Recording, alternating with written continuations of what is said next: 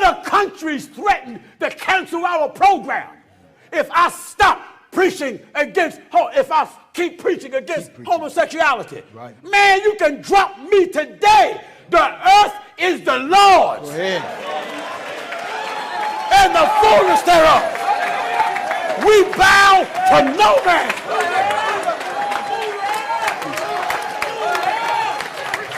It ain't no television station going to dictate us. God dictate us. Go ahead. God says preach the word. The modern landscape of Christianity has seen the rise of numerous high-profile leaders, each holding a unique position in shaping public perceptions of faith, morality, and prosperity. Among them, figures like Joel Osteen, Ricky Smiley, Tyler Perry, and Bishop T.D. Jakes have garnered massive followings. They've become cultural icons, influencing not just religious spaces, but also entertainment, politics, and social movements. Pastor Gino Jennings, known for his no-nonsense approach to Christianity, has been a controversial figure himself. Jennings is unapologetically vocal in his criticism of many prominent pastors and public figures within the Christian community, accusing them of misleading their audiences and distorting biblical teachings for personal gain. This article will delve into Jennings' perspectives and examine how he exposes the practices of Joel Osteen, Ricky Smiley, Tyler Perry, and T.D. Jakes. Before examining Jennings' critiques, it's crucial to understand his background and theological stance. Pastor Gino Jennings is the leader of the First Church of our Lord Jesus Christ, a denomination known for its strict adherence to the teachings of the Bible and its rejection of many modern Christian practices, particularly those related to prosperity gospel, entertainment-driven ministry, and charismatic movements. His messages are often direct, cutting through what he sees as hypocrisy and deception within the Christian world. Jennings believes that modern-day Christianity has drifted far from the original teachings of Jesus and the apostles, with many well-known figures preaching a watered-down version of the gospel. He views these influential pastors and celebrities as part of the problem, using their platforms not for spiritual guidance but for personal and financial benefit. His straightforward, often confrontational style has earned him both followers and detractors. One of Pastor Gino Jennings' primary targets is Joel Osteen, the pastor of Lakewood Church in Houston, Texas, and one of the most recognizable figures in modern Christianity.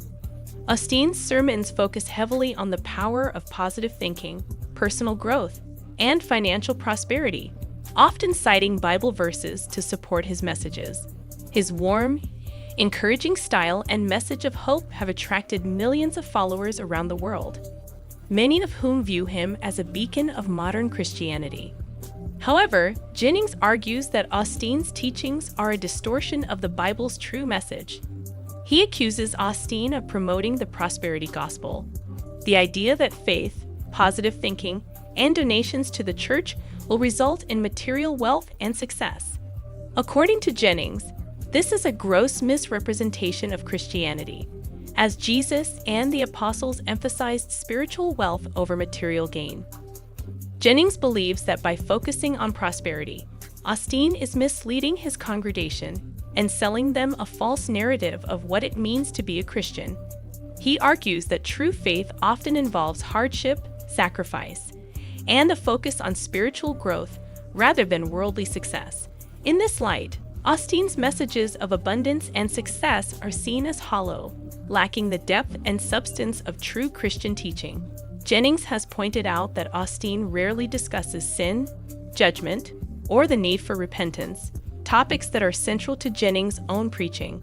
He argues that without these core elements, Osteen's ministry is not providing the full counsel of God. Instead, Jennings views it as a feel-good ministry that appeals to people's desires for comfort and success without challenging them to confront the realities of sin and their need for salvation. Ricky Smiley, a well-known comedian and radio host, is another figure that Jennings has criticized, though his focus on Smiley differs from his critiques of pastors like Osteen. Smiley often incorporates elements of faith into his comedy, referencing his Christian upbringing and making jokes about church culture.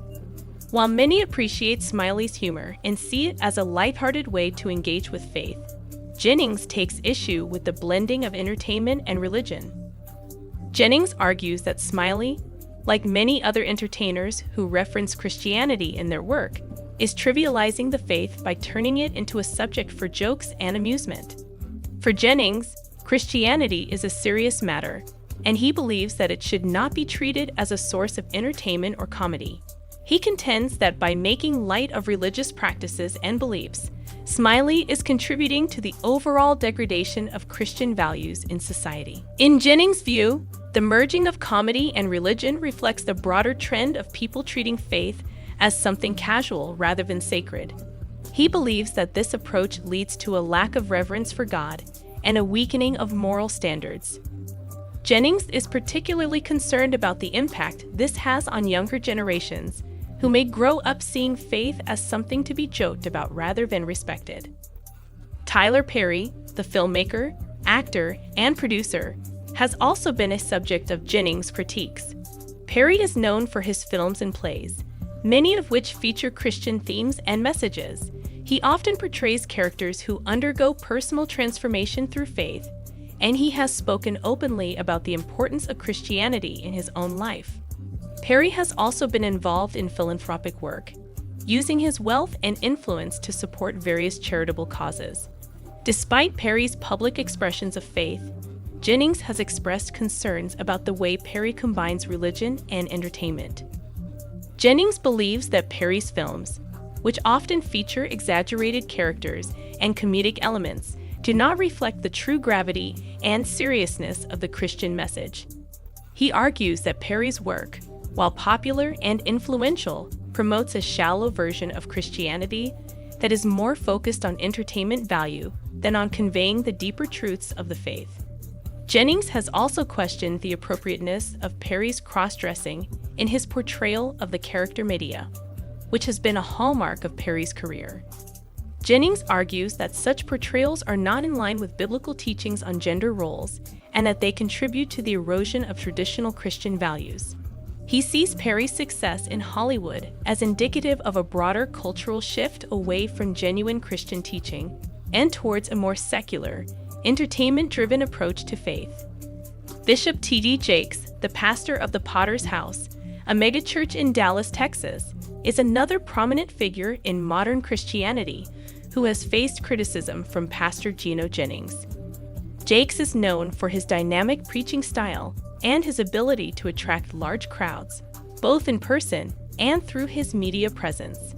He has written numerous books and produced films, and his ministry reaches millions of people around the world. While Jakes is widely respected for his leadership and influence, Jennings views him as part of the problem with the contemporary Christian church. Jennings is critical of the megachurch model, which he believes places too much emphasis on numbers and spectacle rather than on genuine spiritual growth. He argues that pastors like Jakes are more concerned with building their own brands and empires than with preaching the true gospel. Jennings is particularly concerned with the way Jakes and other megachurch pastors promote what he sees as a watered-down version of Christianity, one that focuses on self-improvement, success, and personal fulfillment rather than on repentance, holiness, and obedience to God's commandments. He argues that this version of Christianity is more about making people feel good than about challenging them to live according to biblical principles. In his critiques of Joel Osteen, Ricky Smiley, Tyler Perry, and T.D. Jakes, Pastor Gino Jennings is ultimately calling for a return to what he sees as authentic Christianity. He believes that many of the prominent figures in the Christian world today have lost sight of the true message of the Bible, replacing it with messages of prosperity, entertainment, and self-help. Jennings' message is not always easy to hear, and his confrontational style can be off-putting to some. However, his critiques raise important questions about the direction of modern Christianity and the role of high-profile pastors and entertainers in shaping public perceptions of the faith. Whether one agrees with Jennings or not, his voice serves as a reminder of the need for discernment in a world where faith is increasingly intertwined with fame, fortune, and entertainment.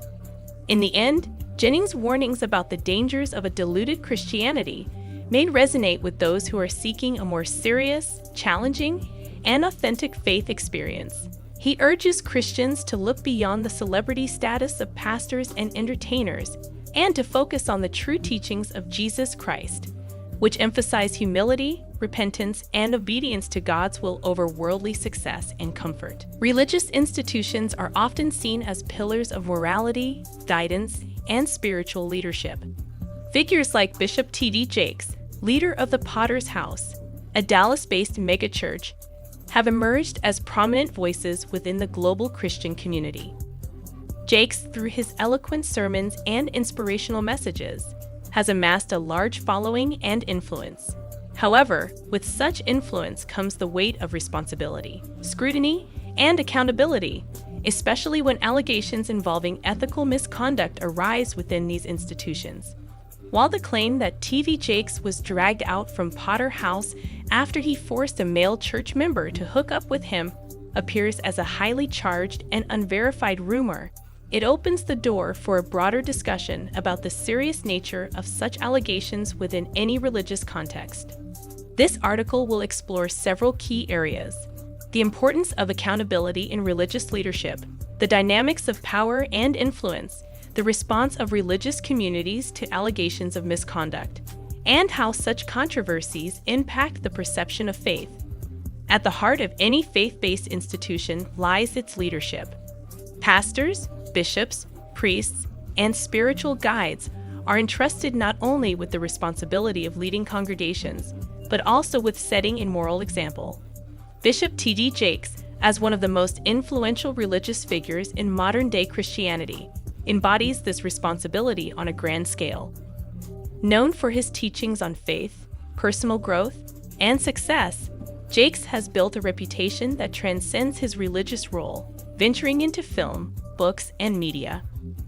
When a leader like Jakes is placed under scrutiny or allegations of misconduct arise, the faith community can be deeply affected.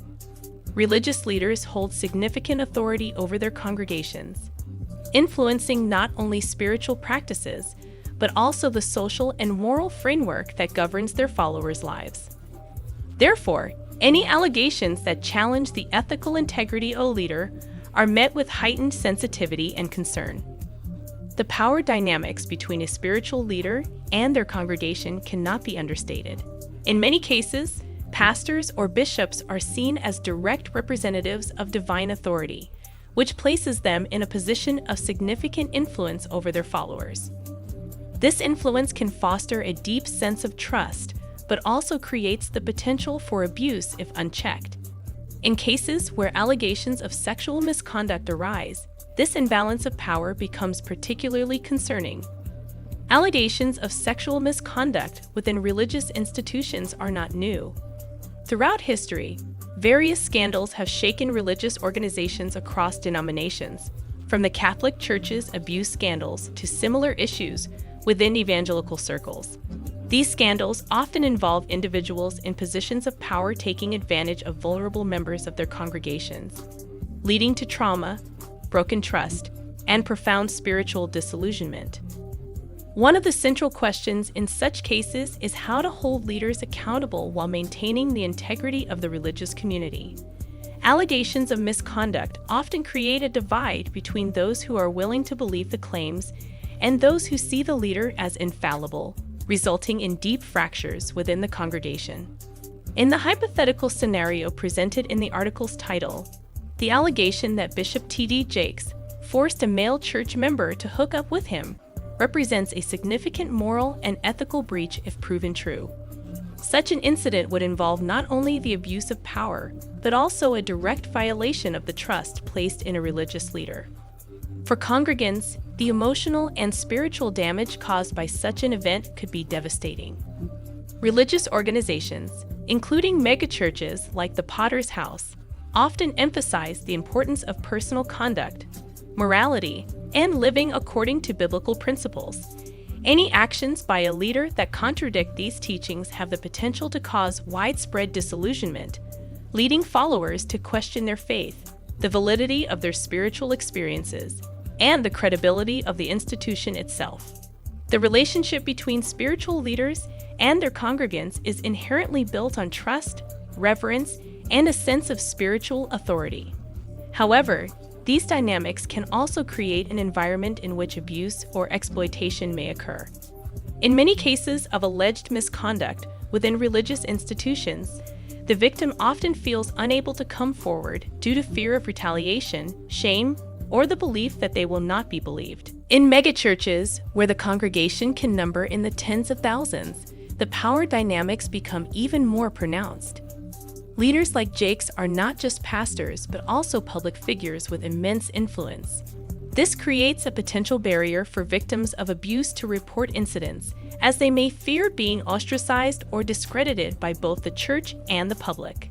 The dynamics of power in religious communities are further complicated by the intersection of faith, authority, and personal identity. In many cases, victims of sexual misconduct within churches are left to grapple with feelings of guilt, spiritual confusion, and isolation.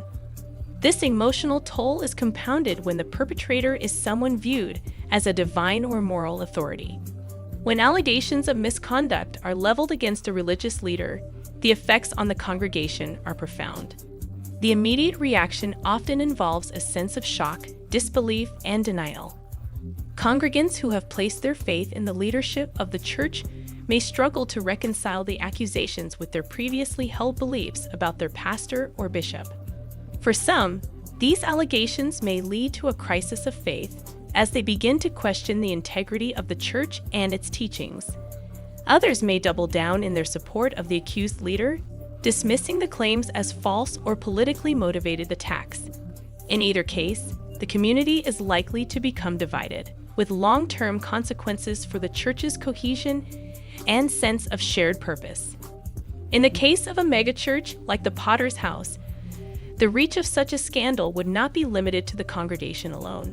Due to Jake's prominence as a media figure, any allegations against him would likely become a topic of widespread public debate. This could lead to a broader conversation about the role of religious leaders in society and the accountability mechanisms that exist within large religious institutions. Accountability within religious organizations is a complex and often sensitive issue. Many churches have systems in place to investigate allegations of misconduct, though these systems can vary widely in terms of effectiveness and transparency. In some cases, church leaders may attempt to cover up or minimize allegations in an effort to protect the reputation of the institution, leading to further harm for victims and perpetuating a culture of silence. In recent years, there has been increasing pressure for churches to adopt more transparent and rigorous systems of accountability. This includes creating independent bodies to investigate claims of misconduct, providing support for victims, and ensuring that perpetrators are held accountable for their actions. For large religious organizations like the Potter's House, this kind of accountability is especially important, as the sheer size of the institution can make it difficult for victims to feel heard and supported. The church has a responsibility not only to uphold moral and ethical standards within its leadership, but also to create a safe environment for all its members. When allegations of misconduct arise, the response must be swift, transparent, and focused on justice for the victims.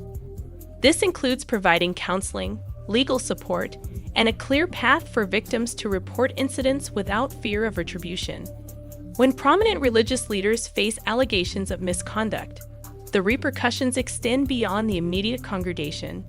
These scandals often spark broader discussions about the role of religion in society, the power dynamics within churches, and the need for reform. In many cases, such controversies lead to a loss of faith in organized religion as a whole, with some individuals turning away from the church altogether. For those who continue to believe in the teachings of their faith, the challenge lies in separating the actions of flawed human leaders from the core principles of the religion itself.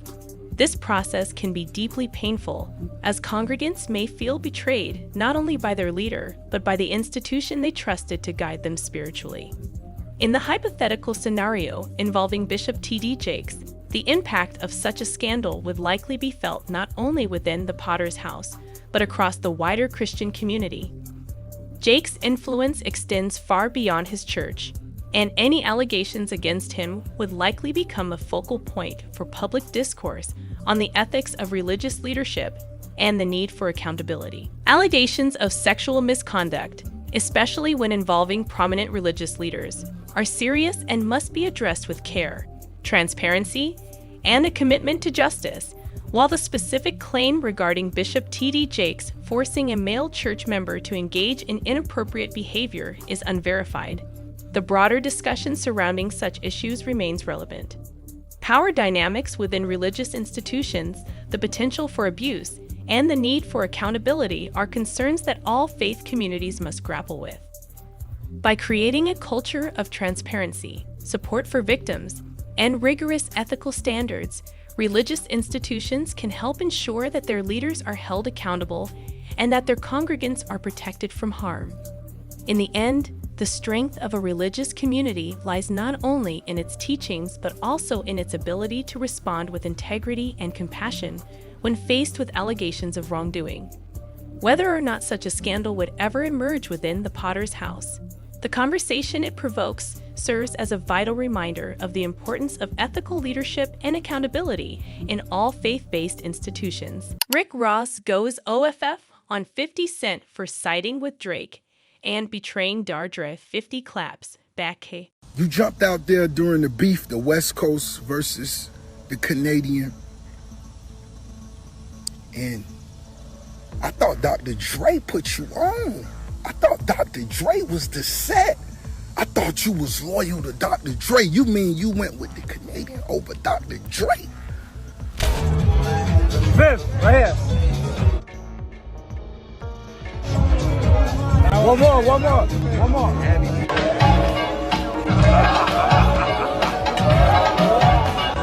Seen Ross took a shot at you a couple weeks ago about a girl that you're not even with no more. Nothing else works for him outside of mentioning me. If things get bad, you mention me. Rick Ross is accusing 50 Cent of being disloyal to Dr. Dre and the West Coast. The Kendrick versus Drake feud reached boiling point, with Kendrick rallying the industry against the Six Gods. 50, who is not a West Coast native, owes a lot to Dr. Dre, raising eyebrows that he is suddenly backing Drake. This comes after Drake's recent disrespectful moves, including disrespecting Tupac. 50 spent time dragging Diddy over his alleged crimes, but now he is teaming up with Drake after Kendrick hinted at rumors about Drake and his OVO crew. Some fans believe that 50 is just stirring the pot in his feud with Rick Ross rather than genuinely supporting Drake, while others are still skeptical of 50's support. The exact accusations and 50's response to this situation remain unclear. Hey guys, I just saw a very unfortunate situation that took place in Canada, and I wanted to say to everyone, that I hope that brother made it home safely. I hope that he now has a different perspective and a better sense of what to do and what not to do while you're out in the world, That part where the young guy went he did this little move and got knocked out right there. That does not reflect him. That reflects his camp, and he might need to go get the Dream Chasers or Ross questions 50 Cent's loyalty, leading to a heated feud. Ross recently discovered a clip from an upcoming game where 50 Cent responded to Jill's question about his beef. Ross feels unfulfilled, so he starts dragging 50's name whenever he needs attention. This situation is expected to escalate into a messy situation. I'm gonna just take a moment of silence for this. Psst. I see dead people.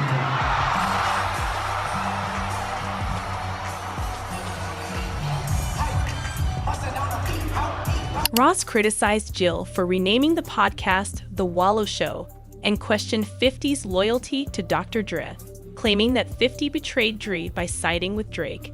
After the clip began making rounds online, I'm deciding to f your life up. Rick, bro, I'm gonna f your life up. For fun. In the past, Fans of 50 Cent and Ross have often sided with 50 due to Ross's past as a correctional officer. However, this time around, the tables are turning, with some fans leaning towards Ross's side and saying that 50 has been moving weird lately. Some fans defend 50 for always being about the hustle and making smart business moves, while others are sidelining him for linking up with Drake. 50 Cent's real reason for publicly endorsing Drake in the middle of the Kendrick beef is unclear. In July, 50 Cent shared a photo of himself and Drake at the Cabana Pool Bar in Toronto, revealing that they are cooking up a joint TV project. Rumors suggest that the project might touch on Drake's past life as an actor and producer. The hip-hop community, especially those on the West Coast, are calling this move a major betrayal and questioning how 50 Cent feels about getting cozy with someone who has been disrespecting the West Coast. The fact that Love played a role in knocking down one of the biggest rap stars in the world is a historic moment in itself. Drake has been doing and saying things that would naturally rub the West Coast the wrong way, while Kendrick and Dr. Dre have had beef brewing for over a decade. The West Coast's issues with Drizzy are more recent. Drake fired the first official shot in this F by dissing Kendrick, making fun of his height, shoe size, and bragging that he is more loved in law than Kendrick is on push-ups. Kendrick didn't directly respond to that particular line about Lay and any of his tracks, but instead let his actions do the talking. At Kendrick's pop-out show in Inglewood, the massive turnout showed that Drake most certainly does not get more love in law than Kendrick. You think you lost your shoe deal because of me? Yes. It's because you're a cop, Rick. Nobody likes the cops, Rick. It's not my fault, boss. Drake continued to show disrespect towards the West Coast, including a controversial AI voice stunt featuring Tupac. The song used AI to manipulate the voices of West Coast legends Tupac and Snoop Dogg, making them sound disappointed in Kendrick. This incident caused tension with Tupac's estate, California, and Kendrick himself. Drake had already stirred the pot by buying Tupac's iconic ring, and the West Coast was not willing to let this issue slide. You know Rick, while he was working in law enforcement? He was a correction officer. So we're clear he was a correctional officer? Yes, he was. The Tupac Shaker estate has been accused by Howard E. King, the attorney for the estate, of using an AI-generated Tupac voice to diss Kendrick Lamar. King deemed this a violation of Tupac's publicity rights and the estate's legal rights, and even forced Drake to remove tailor-made freestyle from his social media accounts. King stated that the estate would never have approved this use. Kendrick Lamar, a close friend of the estate, has shown respect for Tupac and his legacy. Drake has been flaunting Tupac's ring since he purchased it at a Spees auction for $1 million, 3 times the pre-auction estimate. This move did not sit well with Kendrick, who called it out in his track Euphoria. However, Drake managed to keep the drama alive by featuring the ring in the music video for his diss track Family Matters. Kendrick also took a direct jab at Drake during his pop-up show. And I ain't got no jobs for him or nothing. You're not hired? No. I don't think you need a job, but hey, I'm sure you do. I would love for y'all to get, you know what I'm saying? Don't do that. You know dog ain't getting no money. Drake continued to fuel the fire in his track Family Matters by claiming that Kendrick doesn't give back to his community rapping. This beef is wrong and shows that Drake or his ghost writers didn't do their homework. Kendrick has been generous with his hometown of Compton for years, but he doesn't make a fuss about it. He quietly donated to his old high school, which only came out when Noisy asked him about it in an interview. I thought loyalty, but you did shut the up once the Canadian took the L. You got totally quiet. You did, so. Kendrick, unable to stop Drake from exhibiting disrespect, took the initiative to rally his city during the pop-out show and unite the community while filming the Not Like Us music video. We got everybody out here, everybody and their mama, you feel me? Hey, what's up, y'all? This is Jillian with Complex. We are here in Compton for Kendrick Lamar's Not Like Us music video. Kendrick got everybody here unified and popping out to celebrate Compton and celebrate Kendrick Lamar. So we're gonna go ask the people in line how they're feeling about this historic day. Let's go. We're in Compton. We going up for Kendrick. You already know what's going on. He gonna bring the city together regardless. You already know how he coming. You feel me? It's huge. It's epic. A lot of people been trying to do it and wasn't able to do it. And all it took for him was just one song, one little wop, and everybody dropped and came together. That's family. That's Compton. Yeah, they not like us. We outside, man. Kendrick really connecting the pieces. He connecting the dots. You feel me? That's why he call him K-Dot. You see how you can look around right now and don't nobody feel threatening? You feel me? Kendrick been dead that. You feel me? So you bring it back brotherhood and positivity back to Compton. He already was dope, but when he came out with this, it kind of like revived the city. Bottom line, our kids is here and their kids is here, and it's generational. This is amazing. Man, he's the glue. He's the glue. He the king. We got to come show love. Yeah, we united. It's up. Once it's up, it's stuck. You feel me? Hey, Drake, you done fucked up. You done fucked up, Drake. You see this? Yeah, this the West Coast, nigga.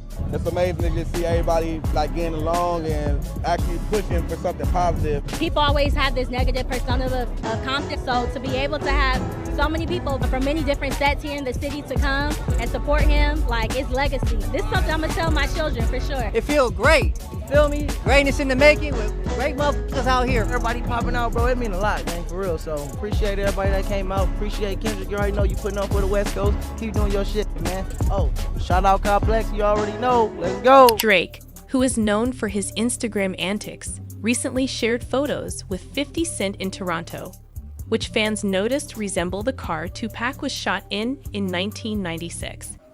While the real vehicle is still up for grabs at Celebrity Cars Las Vegas, fans are interpreting it as a shady nod to Kendrick's threats about disrespecting Tupac in the West Coast. Drake, who is known for his sneaky subliminal messages, was with 50 Cent in Toronto, stirring the pot and taunting the West Coast while wearing an LA hat. While 50 might not be from the West Coast, he has ties to Dr. Dre, who discovered him and gave him his big break when no one else would. Dre has been loyal to 50 ever since. This incident highlights the shady nature of Drake's relationship with the West Coast and the influence of Dr. Dre on his music career. Gino Ross take a shot at you a couple weeks ago about a girl that you're not even with no more. And then, what is it with you and Ross that's just been going on for so long? I explain this to you, right?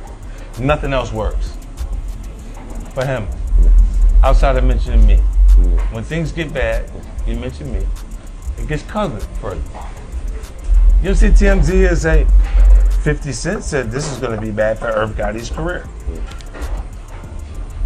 I get covered across the board. Yeah. They get covered on the hip hop blogs.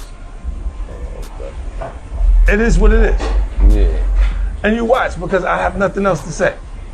You just see it happen periodically as it goes. Yeah. You know, you see that big white elephant, that property he lives at?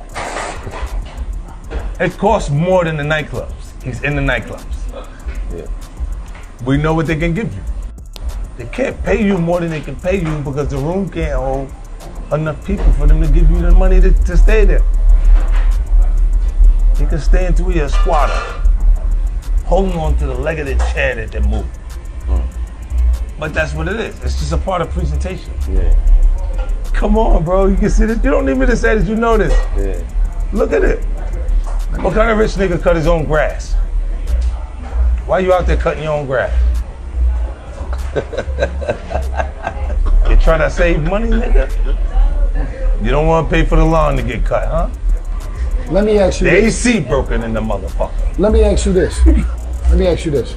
Dr. Dre publicly supported Kendrick in his feud, joining him on stage at a Pop-Out show in Inglewood for a performance of Tupac's California Love, and introducing Kendrick's first live performance of Not Like Us. 50 came out here to LA a couple of days after that. We sat down, talked about it, and it seemed like he was cool as so I was like, let's do it, man. So maybe another week after that, me and 50, we went in the studio. I think we spent about 4 or 5 days in the studio, and we got like 5 keepers on this album. 50, in my opinion, is one of the most incredible artists I've worked with in in the studio as far as writing and just like basic performance and just vibing. You know what I mean? He came in, every track I put up, he had something for it. He wrote to it, got in the booth, did his thing. 50 Cent has been facing a heated feud with Rick Ross for over a decade, which began at the 2008 BET Awards. Ross dropped Mafia music and took shots at 50 by hinting that he might have had something to do with the fire at his ex-wife Shaneka Tompkins' house. 50 then clapped back with Officer Ricky Go Ahead Try Me, dragging Ross by bringing up his past as a corrections officer. This struck a nerve with Ross, who dialed up Angela Yee's show to trash 50's track and tell him to step up his game. People were expecting 50 to fire back with another diss track, but 50 took things to a whole new level by releasing a video called Warning Shot, where he threatened Ross, saying he was ready to ruin his entire life just for kicks. 50 Cent has never held back when it comes to roasting his rivals, and this time, it seems like he is taking a little longer than usual to clap back on that loyalty question. Seen a clip of the Wallow show where individual, age 50, continued to drop Officer Ricky cartoons every Saturday. It's a little bit deeper than just the music. There's cats out here really trying to do something and really trying to spark the idea of positivity in the community. Let me tell my story. Let me tell other stories that's out here that want to do something different, but can't, because you're in an environment where you just got to adapt. And what happens is it invites people in to get another perspective. It brings a whole another side of the world to Compton, to this backyard right here, and say, okay, these are actually people. Ross's disses were eased up, but he went all in on exposing his past, even tracking down his baby mama, Tia. She revealed the truth about Ross's past as a CO and took her on a shopping spree to rub it in. Knowing they call you the boy, where's a man? I ain't seen him yet. Give me 2 pop greenback and I might give you a little respect. Remember, hey, top dog. Ross, a rapper, rekindled a feud with 50 Cent involving his son Mares in the drama. 50 attempted to make a comeback by leaking a private tape from Ross's other baby mama, Lastonia Leviston, but it backfired. In 2015, the court imposed a $5 million bill to pay Lastonia for leaking the tape and $2 million in damages. Ross continued to troll 50 on his songs, but 50 became distracted with other trolling antics. In 2023, 50 approached 50 at an industry wedding and offered to take him shopping. Ross continued to poke the bar, and in an interview with Rolling Stone, he threw shots at 50. When asked about his future plans, Ross mentioned writing a film about Street, which was met with mixed reactions. However, Ross continued to troll 50 in subsequent interviews, ensuring that his beef with 50 was far from over. Oh, so y'all ain't gonna let nobody disrespect the West Coast, huh? Oh, y'all ain't gonna let nobody mock and imitate our legends, huh? Let's try it.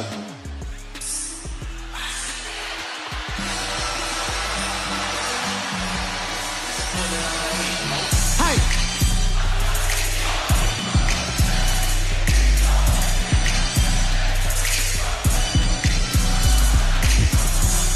"50 had been largely ignoring Ross for some time, but when Ross was jumped in Vancouver, Canada, after playing Not Like Us at his show, 50 knew he was not going to let that slide without taking a shot. Love. Yep. This making me emotional, man.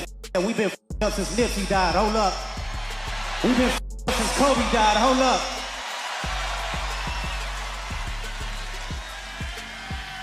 Hold up. And we're gonna take a group pic. We're gonna take a group pic this way. Everybody look this way. This is unity at its finest. Inglewood, California, y'all did this. Los Angeles, y'all did this. This make me proud than a motherfucker, man. Y'all just don't know this be emotional, dog. We done lost a lot of homies to this music, a lot of homies to some street. And for all of us to be on this stage together, unity from each side of motherfucking LA, Crips, Bloods, Power Rules, special, man. We put this together just for y'all. 50 Cent recently criticized Ross for questioning his financial situation during an interview on Gil's podcast. Ross fired back, calling out 50 Cent's loyalty to Dr. Dre and dragging him for siding with the Canadian rapper. 50 went silent and has not responded to Rose's questions. Some fans defend 50, claiming he is using his business dealings with Drake to troll Ross. However, the West Coast is not buying it and accuses 50 of disrespecting Kendrick and the West Coast scene. Dog Rose spoke his truth about how 50 went against Kendrick, who was connected with Dr. Dre and featured on 50's song We Up in 2013. Kendrick even appeared on Power, but decided to side with the Canadian over Compton's own Kendrick Lamar. The West Coast is now accusing 50 of stirring up drama on purpose. The question remains, is Ross just reaching out, or was 50 out of line for siding with Drake? Share your thoughts in the comments and stay tuned for the next video.